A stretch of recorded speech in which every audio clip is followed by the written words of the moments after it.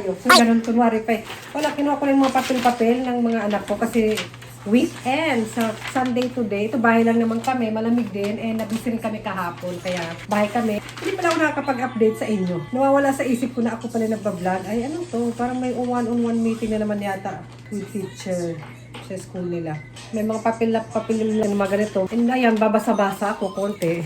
Ganun ba? Akala mo naman nakakabasa. Then pala nag-aayos ako ng mga quote ni ate. Ayan, and before pala dyan, meron na ako yung update. January, parang first week of January, may mga ganap-ganap ako pero putol-putol. Before ng hot spring namin, di ba, nag-staycation kami, nakapanood yung vlog na yun. Pero pala akong yung update, parang gusto ko kasi i-share din to. Yung about sa residence card, kahit pala permanent residence ka na, parang may valid dun siya or expiration. Pero na kailangan mong pumunta sa immigration. Sa akin, lagi ako sa Kobe, immigration, pumupunta.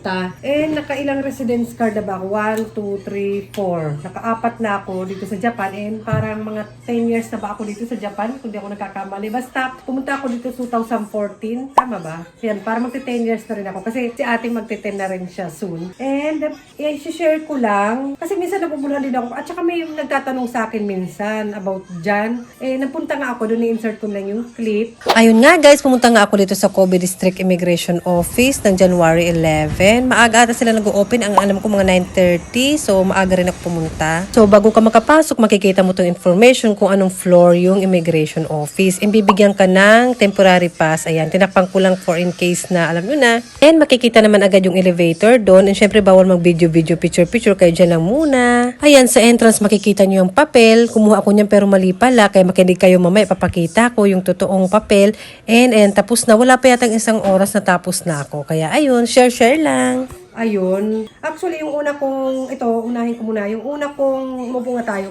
May papel pa. Kung hayaan yun, dun sila. Kasi ano din nila may homework sila. Hindi ko alam ba't para may umiilaw dun sa may desk nila. Yung una ko na punta dito sa Japan, 1 year yung visa. Yung aking residence card, yung nakalagay. Alam naman, residence card yung pagkakaalam ko niya. Pero alam ko yung iba yung tawag nila dito. Basta residence card naman kasi talaga nakalagay kung hindi ako nagkakamali ito. Ayan. O, diba?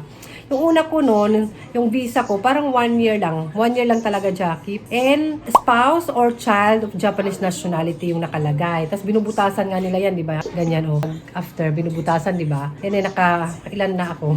4. Ayan, nakatatlong butas na nga ako dito sa residence card. Yung bago ko ngayon is, ayan. Ano siya, nung una nga, sabi ko, let's go back to the Tapos, share ko lang, kasi minsan may nagtatanong. Yung una ko, 2014 ba ako pumunta dito? Tama, 2014 January ako pumunta dito. May lamig noon. First time ko sa Japan. Never pa ako nakapunta ng Japan. Yun talaga pinaka-first time ko. And agad ako noon buntis kay ate na kinasal kami ng asawa ko. Kakakasal lang namin noon. 2013 kami kinasal noon So, parang pernasis siya na parang mga 2 months lang. Nakapunta na ako dito sa Japan. 2 to 3 months. Lahat bago sa akin. Lahat passport. Yun. Basta yun na yun. Another ano na yun. So, hindi ko na ikakwento yung process. Basta yun nga una sa akin. Yung status ko, spouse or child of Japanese nationality. So, 1 year lang yun, 2014 to 2015. Yun. Tapos yung nakapag-renew ako ng pangalawa kong residence card, syempre, 2014 ko nakuha yun. Mga November, para ma-expire na siya ng 2015 January. So, kayo na lang magkwenta. Tapos, nag-renew ako, nakuha ko yung residence card ko, 2014 November. So, ayan, parang kaka-birthday ko nga lang din noon kasi November ako. Nag 3 years yun. Ganun pa rin, spouse or child of Japanese nationality. Parang 3 years yun, yung binigay sa akin. Tapos, naalala ko, may namit ako na kaibigan ko noon, nakababata ko. Tapos may kaibigan siya, o kakilala ba niya, hindi ko masyadong kilala. May asawang Japanese, tapos may anak sila isa. Tinanong sa akin kung ano yung residence, status ko dito sa Japan. Sabi ko, yung una, 1 year, tapos nag 3 years. Sabi niya, bago yan ma-expired, pwede niyo na yan i-apply. Parang siguro 2 years pa, 1 year pa bago ako ma-expired sa 3 years na status na residency ko dito sa Japan.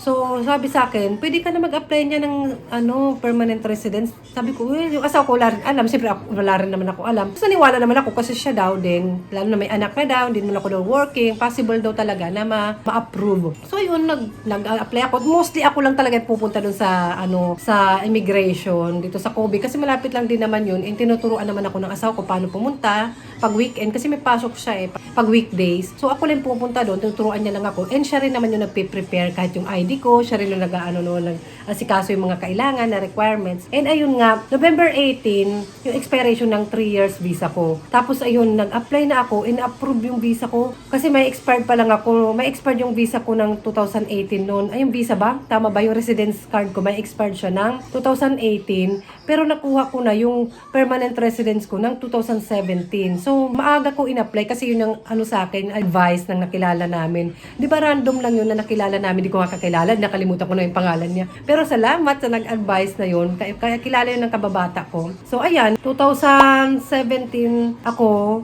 nabigyan ng permanent residence na status dito sa Japan. 2017, dalawa na yung anak ko noon. Nang mag-apply ata ako ng permanent residence, parang meron na akong bunso noon. Kaya dalawa na yung batang dala ko noon sa immigration. Nakakaloka, di ba? Maliit pa si bunso siguro noon. Ayun, na-approve siya until 2017 ako nagkaroon ng permanent residence. Tapos, kailangan ko bumalik ng 2024, March. So, this year.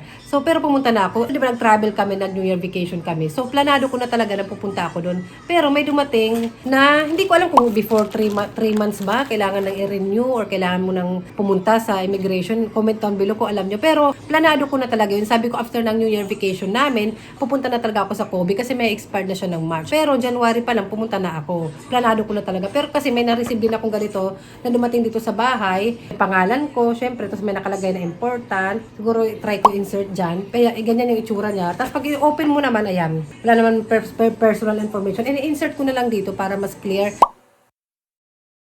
Ayan, hindi naman mahirap yung kanyang kailangan dalhin. Place to apply, parang sa immigration nga ako, sa branch ng Kobe ako pumunta. Malapit na naman kami, taga Kobe, Yogo area naman ako. Please renew your residence card if you are not applied yet. Please apply even after expiration date. O before daw expiration date. If you have already applied for extension for the valid period of your residence card before you receive this announcement, you would need to file the application. Kailangan din pala. Kailangan din pala naintindihan mo.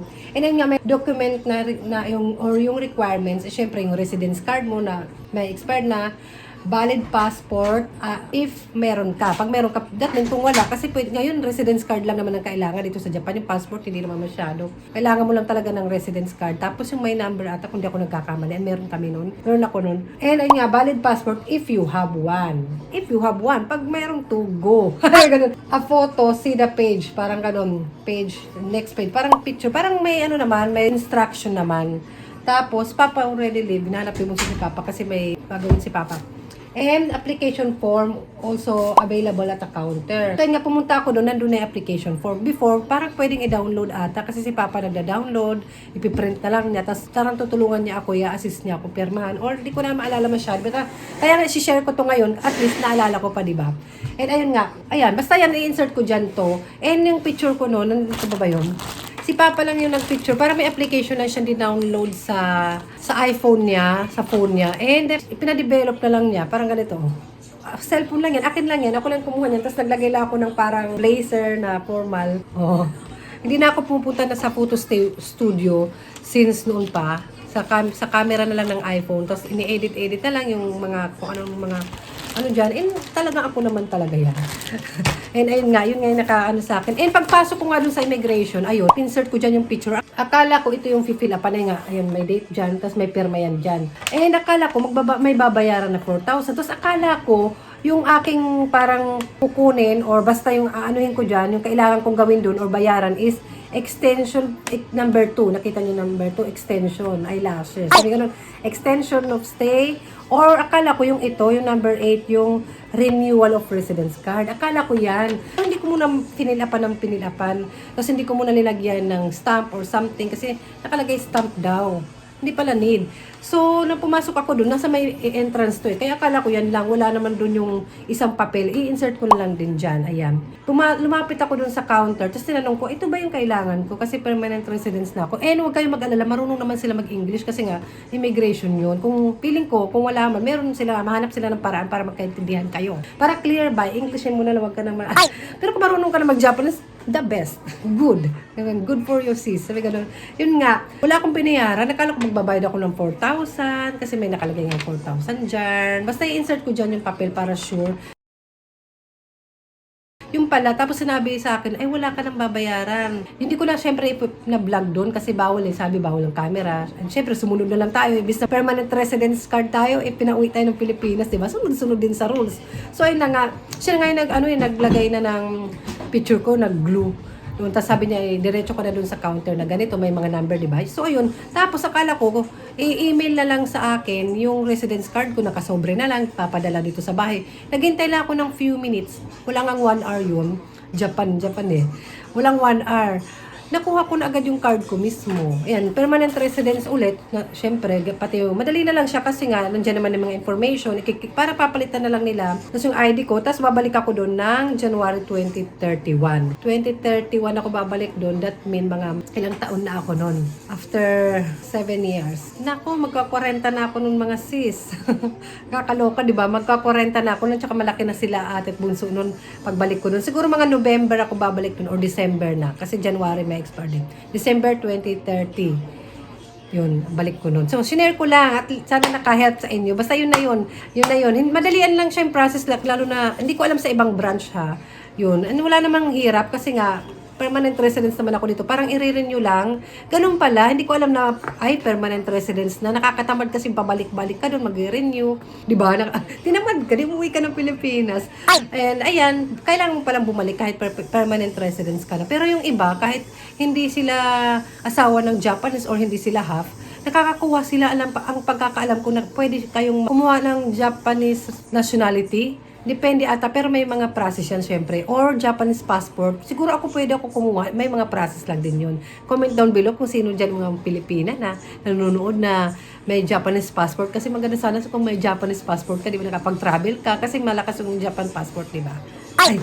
Basta yung sinare ko na. And ayun yung mga ganap namin. After ko dun sa may si ate, hindi siya pumasok nun. Pero another day na yan, nagtakoyaki kami lunch. Kasi naganap din ako ng niya. Sabi ko nga sa inyo, update vlog to. Kasi parang hindi na ako nagkakapag-vlog. Nakakalimutan ko kayo, pasensya naman. Ang dami ko kasing ginawa after ng New Year, bakasyon. Basta marami akong inano. Tapos ngayon nga, hanap ako sana ng jacket natin na ganito. Kasi luma na siya. Yung parang alam mo yun, yung basahan na, basta luma na siya. Alam nyo yun, yung ganyan na siya, itsura niya. Hindi na siya yung mabuhok, something. Basta yun na yun. Pangit na naman siya tingnan. And pati yung scarf niya, parang nagkikream na siya. Pero kahit laban mo na siya, ganyan talaga yung kulay niya. Pero parang naluluma na rin siya. Kaya gusto ko si ate bilhan ng bago nito total. New Year na naman. Matagal niya itong ginamit. Sa Uniqlo to eh. Ayan, Uniqlo 140. Si Bunso may ganito. Nabilang ko tuloy si Bunso before mag-winter. Kasi sale noon ito oh. 140 yung size ng kay Bunso Uniqlo. And for sure, pag mga February, March, baka mas sale pa yun. Ayun, pumunta kami nila ate, parang 990. Pero yung gusto ni ate na kulay ay white or purple. Gusto ko sana dark din. Pero siya naman yung gagamit. Comment down below kung susundin ba natin kung anong gusto ni ate na kulay or dark. Para sa, hindi ba madumi? Tingnan, di ba? Parang ganyan ba yung kay Bunso? Ano pa siya? Ganyan-ganyan. Yung kay ate, pud-pud na. And 140 yung size. So, parang maliit na sa kanya, parang gumaganon na. And matagal na rin naman talaga nun. Meron naman siyang ibang coat, pero paglakad niya kasi to. Pero maliit na rin to. 130 yung size niya. Bigay ito ni Lola. Meron nga itong parang hoodie na natatanggal ito. Di-zipper lang kasi siya eh. Parang ganyan. Ayaw niya to. Parang okay siya pag naalis kami. Nakukumbinsi ko siya. Pero pag pang school niya, gusto ko yung comfortable sila. Yun yung comfortable nila na suotin pag sa school, pag winter. Ayan, ayan. Ayaw nila na may mga ano. Pero pag lalabas kami, papasyal. Gusto ko naman maayos-ayos yung coat niya. Itsura niya. Ganito, ayaw niya na niyan. 130 din yung size nito. Bigay lang nga to sa kanya eh. Ayan o. Cute sana no, girl. Ayaw niya. Siyempre hindi ko na rin pinipilit. Ayoko mag-away pa kami mag-ina. Yung mga coat ko. May mga coat din naman ako na comfortable talaga ako. May mga coat naman na parang for the picture. Ganun. Tulad dito, gusto ko ito kasi mahaba. Black lang. And scarf ko yan. Oh. Pero minsan ko lang siya masuot. And gamit na gamit to kasi pwede siyang pang formal pag sa school may mga event. And ito talagang pinaka-comfy ko. Nung kailan ko lang ito nabili Uniqlo na lightweight, maganda siya pag magta-travel lalo na winter. Ito yung ginamit ko noon ng mag-winter vacation kami, mag-New Year vacation kami kasi naka-coat kami sa Japan. Yung pinuntahan namin, hindi malamig. So, kailangan niya ng lightweight. Ayan. Pero hindi siya sapat. Kailangan may nakaganito pa sweater or hoodie. Yung pinaka-comfy ko to, nasuot pag nag-walking ako or everywhere ako pumunta. Tapos yung black ko na pants. And meron pa akong isang comfy, bigay lang din to, matagal na to. Uniqlo to. So, Ito yung on the go ko. Tapos ang warm talaga nito. Wala na ako nakitang ganito sa Uniqlo. Gusto ko sana siyang tingnan kung magkano. Ayan, Uniqlo M. Gusto ko to kasi tingnan nyo yung loob. Matagal na to sa kaibigan ko to, binigay niya to sa akin. Yan, favorite ko rin yan kasi napaka-warm. Pag alam kong pupunta kami somewhere na malamig, yan ang suot ko. And yun na nga, update lang pala. Nag-update lang ang aking mag-homework sila. Hindi ko alam kung nag-homework ba yung dalawa. Yun lang yung ganap namin. Tapos after namin nata ni ate dun sa, lumabas kami ni ate, di ba? Sa mga kami pumunta. May minute din kami friend noon sa Kobe. May nasikaso lang siya. Tapos nag-minute namin ni ate. Sinama ko na rin si ate kasi dito siya sa bahay noon. And after noon, nag-birthday pala si Bunso. Ayan, i-insert ko lang din dyan. Ayan. Happy birthday, baby. Happy birthday. まだ歌ってないよ。 Yung yung sing a song. 歌っても Opening gift. 工作も作れるしさ、めっちゃ割れ物。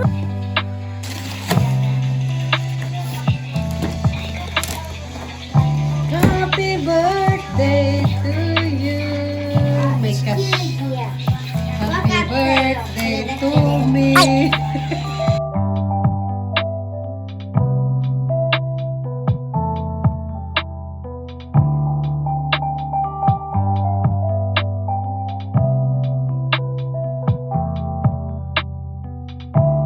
Ay, glue movie! これね、紙貼ってるだけだからピッてこれ。あれこれモーターついて Ano paper? It's a paper. モーターついてるやつやったらここ自動でこうやってまだ Where's the Philippine, be? Where's the Philippine? Where?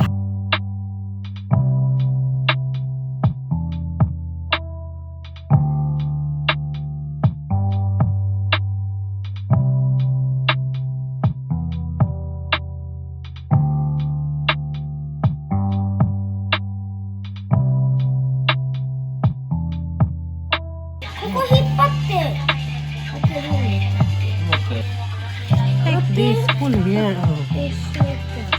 And here, the like this. Pull here. Here, oh, you read this one, babe. You read. Babe, you read.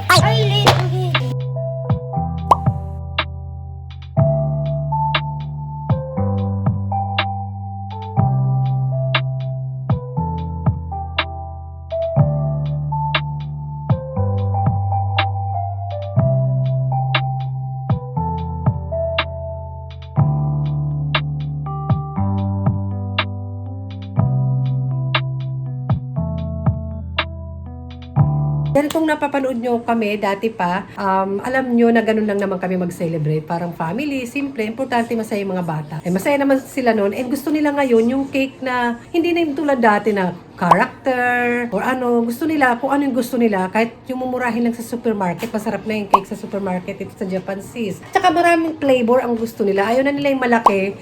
Tapos may candle yung, may tawag nun, may strawberry. Ayaw na nila noon. Gusto na nila yung parang iba-iba na ganun. Kaya, basta yun kung ano gusto nila, yun yung masusunod, di ba? Ako, makikikain lang naman tayo eh.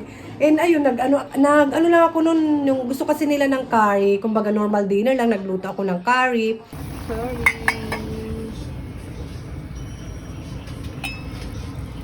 Chicken curry. Tapos, kinabukasan may pinuntahan kami kahapon nga Saturday na event na parang programming event siya or magagawa ng robot.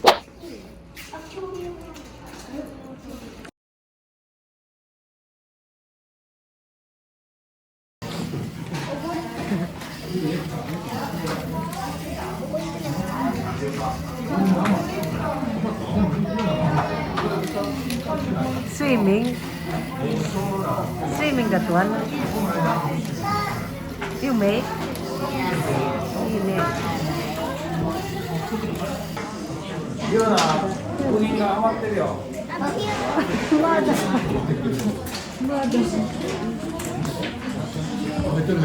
後ろ足。どこで説明読み飛ばすのかな。スタートして向こう行って。向こう行って。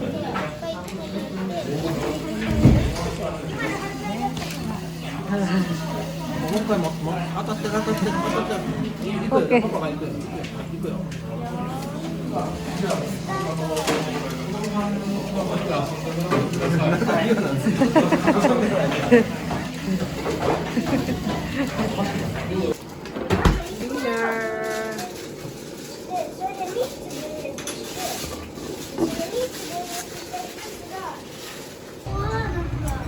Kani, kain tayo. O yung, di ba naka-prepare na?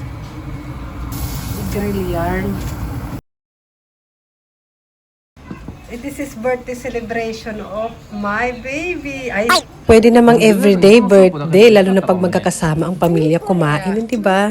ちょっとスープ取ったるわそれ